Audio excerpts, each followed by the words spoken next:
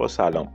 یه ارزی اومده به اسم یس کوین که مثل نات کوین از زیر مجموعه گویا تون هستش و یه فورکی از این ارز حساب داره میشه.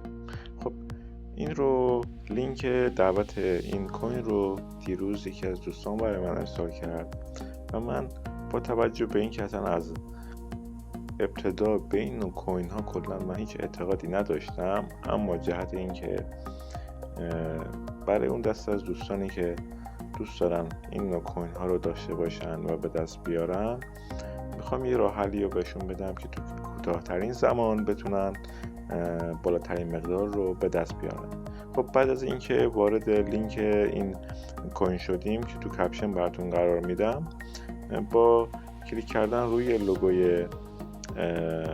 لوگوی این ارز ما میتونیم این ارز رو به دست بیاریم. اما برای اینکه بتونیم تایم کمتری بیشترین مقدار رو به دست بیاریم و طبق این تایمر که هست، یعنی گفته که هر روز ما میتونیم 172,800 تا رو به دست بیاریم. برای اینکه ما بتونیم این مقدار تا کوتاه‌ترین زمان به دست بیاریم میتونیم از این ترفند استفاده کنیم.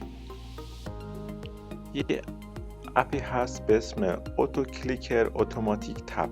این رو نصب میکنیم. فقط توجه داشته باشین که این اپ روی اندروید بالاتر از نسخه 7 و بالاتر از نسخه 7 نصب میشه و با استفاده از این ما میتونیم به صورت اتوماتیک روی هر نقطه از هر مکان از روی صفحه گوشیمون به صورت مجازی تپ بکنیم. یعنی نیازی نیست که خودتون تپ بکنید با انگشتتون، این خودش براتون کار کلیک و تپ رو براتون انجام میده. بعد از نصب این نرم افزار وارد محیط نرم افزار میشیم.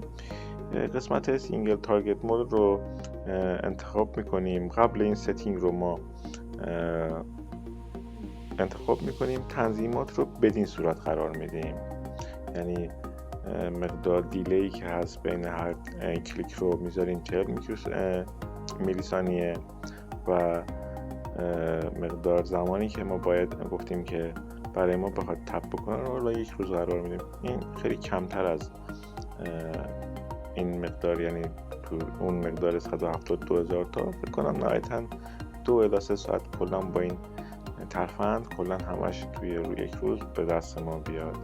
بعد از اینکه این کار رو انجام دادیم، این تغییرات رو تنظیمات رو به این پارامترها تغییر دادیم، میایم برمیگردیم تو قسمت هوم ان اپ، قسمت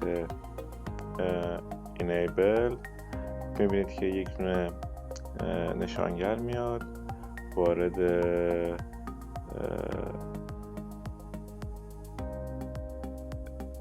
این بات یا صفحه یس کوین میشیم. نشانگر رو قرار میدیم روی صفحه و لوگوی اون ارز.